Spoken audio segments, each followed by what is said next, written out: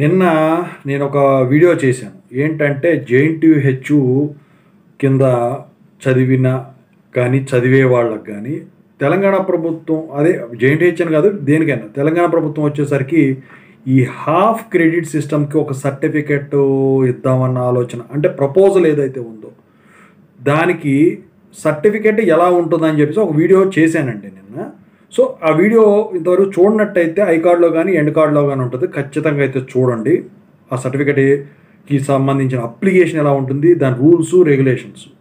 అయితే ఇది చూసిన కొంతమంది కామెంట్లు పెడుతున్నారు డౌట్స్ రూపంలో. ఏంటంటే మొదటిది, ఇది అటానమస్ అఫిలియేటెడ్ వాళ్ళకు కూడానా. రెండోది వచ్చేసరికి ఏంటంటే ఇది గవర్నమెంట్ జాబ్స్ వాటి ప్రైవేట్ జాబ్స్ కూడా ఉపయోగపడుతుందా. మూడోది వచ్చేసరికి ఏంటంటే అసలు ఆ సర్టిఫికేట్ వాల్యూ ఉంటుందా. సో దాని గురించి అడుగుతున్నారు. సో దాని గురించి చెప్పదలిచాను. ముందుగా అయితే ఇంతవరకు ఈ ఛానల్ సబ్స్క్రైబ్ చేసుకుని వాళ్ళు ఎవరన్నా ఉంటే ఖచ్చితంగా అయితే సబ్స్క్రైబ్ చేసుకోండి. ఈ వీడియోని లైక్ చేయండి, షేర్ చేయండి. మీకు ఏమన్నా డౌట్స్ ఉన్నట్టయితే కాల్ మీ ఫోర్ ద్వారా కాల్ చేయండి. Telugu engineering education Telegram YouTube channel subscribe చేసుకోండి, జేఎన్‌టీయూ యూనివర్సిటీ అప్డేట్స్ ఛానల్ కూడా. ఇక టాపిక్లో వెళితే ఏంట్రా అంటే మొదటి ప్రశ్న, ఇది అటానమస్ అఫిలియేటెడ్ అన్నిటికీ అప్లికబుల్ అవుతుందా. సో ఇప్పుడు తెలంగాణలో ఒక జేఎన్‌టీయూ యూనివర్సిటీయే లేదు, ఉస్మానియా యూనివర్సిటీ ఉంది, కాకతీయ యూనివర్సిటీ ఉంది, చాలా యూనివర్సిటీలు ఉన్నాయి. అన్ని యూనివర్సిటీల్లో బీటెక్ బీఫార్మసీ అన్నీ ఉన్నాయి.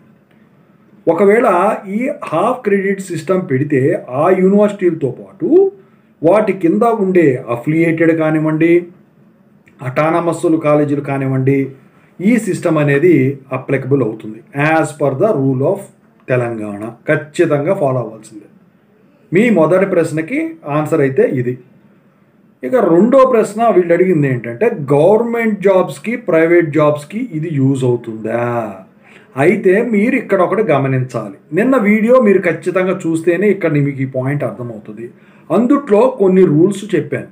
ఆ రూల్స్ దీనికి గనక ఇంప్లిమెంట్ చేసినట్టయితే మీకు ఈ సర్టిఫికెట్ ఏదైతే ఉన్నదో అది వాటికి తప్ప, ఇది వచ్చేసరికి ఇప్పుడు ఈ గవర్నమెంట్ సెక్టార్ దానికి కానివ్వండి, ప్రైవేట్ సెక్టార్ దానికి కానివ్వండి, ఇది చేసుకోవడానికి ఉండదు. ఎందుకు అంటే ఇప్పుడు ప్రైవేట్ సాఫ్ట్వేర్ కంపెనీసే చూసుకుందాం, 60%, 65% కట్ ఆఫ్లు పెడుతున్నారు. పాయింట్స్ వైజ్గా కానివ్వండి, పర్సంటేజ్ పరంగా కానివ్వండి, వాళ్ళు వచ్చేసరికి రిక్వైర్మెంట్ పెట్టుకుంటున్నారు. అంటే అది రావాలంటే ఏముండాలి, మీరు గ్రేస్ బాస్ అప్లై చేసుకున్నారు, సబ్జెక్ట్ ఎగ్జామినేషన్ అప్లై చేసుకున్నారు అని పక్కన పెడితే రిక్వైర్డ్ క్రెడిట్స్ అన్ని తెచ్చుకొని పాస్ అయ్యి ఉండాలి. ఎందుకు చెప్తున్నానంటే మీకు ఒక ఎగ్జాంపుల్ చెప్తాను. సబ్జెక్ట్ ఎగ్జామినేషన్కి గ్రేస్ మార్క్స్కి తేడా ఏంటంటే, గ్రేస్ మార్క్స్ అయితే పాస్ అవుతారు కాబట్టి క్రెడిట్స్ ఇచ్చేస్తారు. సబ్జెక్ట్ ఎగ్జామినేషన్కి అయితే క్రెడిట్స్ తీసి పక్కన పెడతారు కాబట్టి ఒక 8 క్రెడిట్స్ 160కి 152 వస్తాయి. కాబట్టి కంపెనీ వాళ్ళు ఏం చేశారంటే మిగతా 8 క్రెడిట్స్ ఏమైనా నువ్వు పాస్ కాలేదంటే అప్పుడు స్టూడెంటు బెత్తరబెత్తరలాడిపోయి జాబ్ వదులుకున్నారు. అయితే కొంతమంది ఏం చెప్పారు, యూనివర్సిటీ వాళ్ళు ఇచ్చిన దానికి మేమేం చేసామన్నా కూడా కొంతమంది వినలేదు. అయితే ఆ టైంలో పలానా యూనివర్సిటీ స్టూడెంట్స్ ఇంటర్వ్యూకి రాక్కర్లేదని ఇక తర్వాత నుంచి మొదలెట్టారు. అందుకే సబ్జెక్ట్ ఎగ్జామినేషన్ ఇవ్వలేని పక్షంలో ఈ గ్రేస్ మార్క్స్ ఇచ్చామని పెట్టారనమాట. అంటే ఇది ఎందుకు చెప్తున్నానంటే ఇప్పుడు మీరు గవర్నమెంట్ జాబ్స్కి కానీ ప్రైవేట్ జాబ్స్కి కానీ అప్లై చేయాలంటే ఇక్కడ మొత్తం పాస్ అయి ఉండాలి. మరి 8 క్రెడిట్స్కే వాళ్ళు అంత చేశారంటే సగానికి సగం అంటే 160కి హాఫ్ 80 క్రెడిట్స్కి నీకు జాబ్ ఎలా ఇస్తారు, ఇవ్వరు కదా. సో వాటికి ఇది ఉపయోగపడదు యాజ్ పర్ ఆ రూల్స్ చూసుకుంటే. ఆ రూల్స్ ఏదో చూడండి.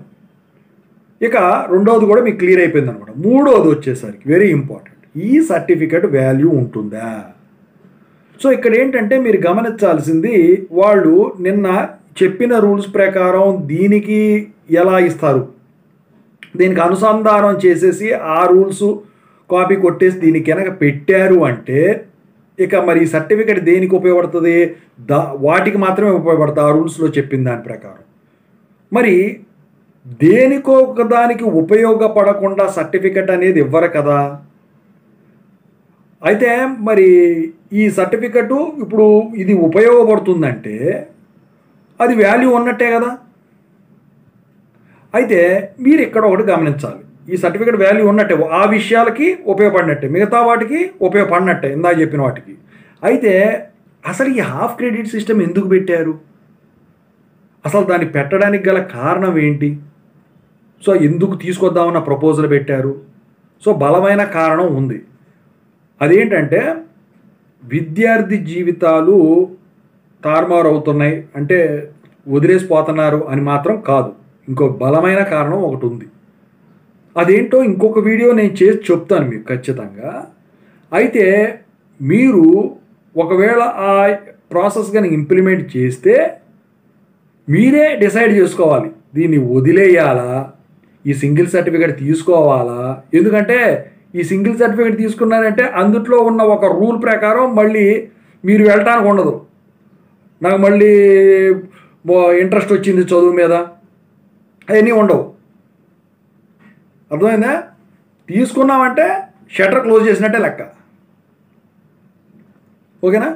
సో మొత్తానికైతే స్టూడెంట్స్కి గందరగోళంలో ఉన్నారు. అందుకే నేను ఏం చెప్తానంటే మీరు వీలైనంత త్వరగా కానీ నయానో భయానో సబ్జెక్టులు అవజేసుకొని గ్రేస్ మార్క్స్ సబ్జెక్ట్ ఎగ్జామ్షనో ఏ రెగ్యులేషన్ వాళ్ళు అయితే ఆ రెగ్యులేషన్ వాళ్ళు పెట్టేసుకొని మీరు పీసీసీఎంఎం తీసుకోవడం మంచిది. మీకు పీసీసీఎంఎం అనేది హాఫ్ క్రెడిట్ సిస్టమ్కి ఇవ్వరు.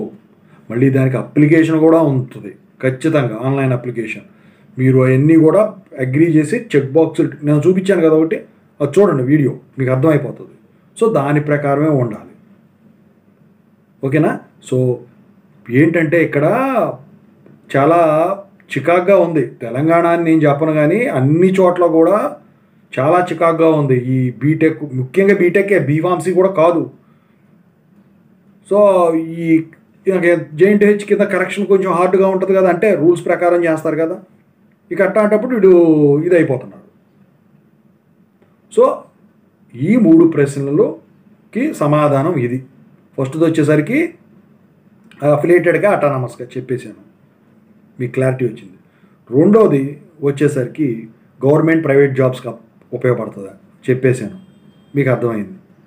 మూడోది ఈ సర్టిఫికేట్ వాల్యూ ఉంటుందా చెప్పేశాను, ఇక మీరే డిసైడ్ చేసుకోండి. ఓకేనా? క్లారిటీ తీసుకున్నారు, అర్థం చేసుకున్నారు, డిసైడ్ చేసుకోవాల్సిన బాధ్యత మాత్రం మీది. ఓవరాల్గా ఇదండి, జేఎన్టీహెచ్ సర్టిఫికెటు ఇస్తే దానికి వాల్యూ ఉంటుందా అంటే. ఓకేనా? ఇంకేమైనా డౌట్స్ ఉంటుందో కామెంట్ చేయండి. నెక్స్ట్ వీడియో ఖచ్చితంగా అది ఎందుకు ఇంప్లిమెంట్ చేశారో నేను పెడతాను. ఇంప్లిమెంట్ చేయలేదు ఇంకా, సారీ, చేయబోతున్నారు, ప్రపోజల్ ఎందుకు తీసుకొచ్చారని. ఓకే.